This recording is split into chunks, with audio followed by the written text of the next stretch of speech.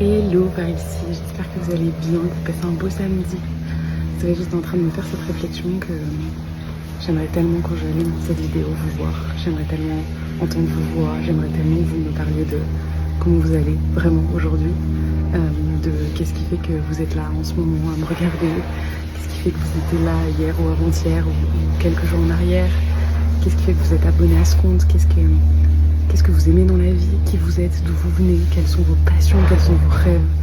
J'aimerais en fait ça et c'était à la base l'intention en fait posée avec ce challenge de live. Malheureusement, je suis vraiment déçue que Instagram l'ait enlevé dès lors qu'on n'a pas encore 1000 followers sur Insta.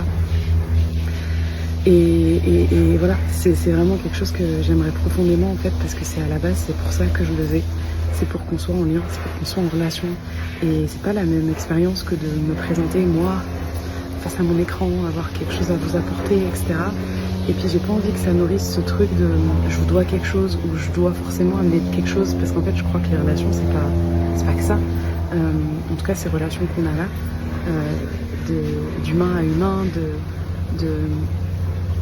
d'âmes qui veulent créer le meilleur dans leur vie à âmes qui veulent créer le meilleur dans leur vie, je crois que bien sûr on peut avoir des échanges d'idées mais on peut co-construire ensemble et c'est vrai que le fait de ne pas vous entendre, de ne pas pouvoir échanger directement avec vous, c'est une belle frustration, je dois dire.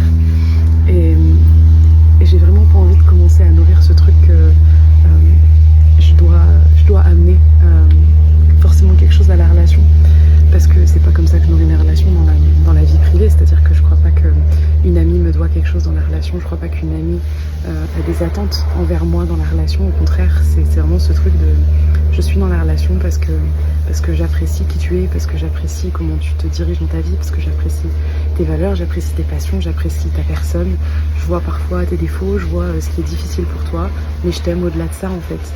Et moi c'est aussi ça que j'ai envie de retrouver ici sur les réseaux. Bien sûr je sais très bien qu'une relation amicale, mon cercle privé ne va pas être la même que mon cercle amical, que mon cercle de collègues de travail, que mon cercle de clients, mais je crois qu'on peut changer aussi la donne dans nos relations à plein de niveaux. Et si ça peut être une invitation pour vous aujourd'hui à me partager encore plus où vous en êtes, ce que vous ressentez. J'ai le cœur à l'ouverture, c'était l'intention vraiment prioritaire de cette expérience, de ce challenge, de ce défi. Et j'ai vraiment envie de lui donner vie d'une manière ou d'une autre. Alors même si en la matière ça n'existe pas complètement encore, je le pose vraiment comme intention de cœur. C'est pas... je dirais plutôt c'est vraiment ce désir de... On n'est pas là pour se prouver quelque chose en fait. Moi en tout cas je suis pas là pour prouver quelque chose, je suis pas là pour... J'aime pas ces relations où il y a ce truc de il y en a une qui est au-dessus de l'autre, etc. Et parfois ça arrive dans les relations, puis ça fait partie du jeu. Mais moi en tout cas avec vous, c'est pas ce que j'ai envie.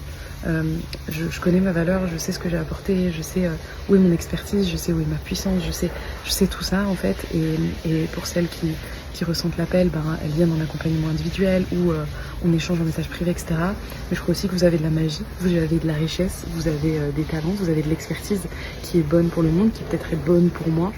Et en fait, j'ai juste envie de cet échange de co-construction, pas dans une optique de venir soigner l'autre, ou encore, comme je disais hier, pour moi, cette notion de projection est vraiment importante.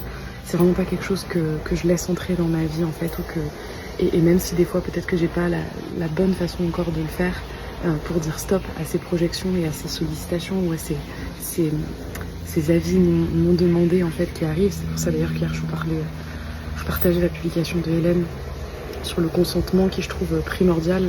C'est clair que c'est une règle qui est pour moi essentielle dans la relation, ce truc de je vais pas, moi en tout cas, je vais pas te donner un conseil que tu m'as pas demandé, je vais pas venir t'apporter de l'aide quand on n'a pas demandé.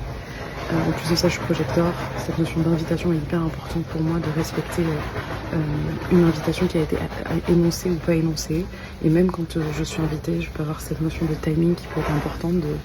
Parfois j'ai beau être invitée dans une relation, le timing n'est pas idéal à ce moment-là pour partager telle ou telle chose, et c'est ok, mais voilà. Écoutez, c'est mon partage du jour, je vous embrasse et je vous souhaite une bonne journée.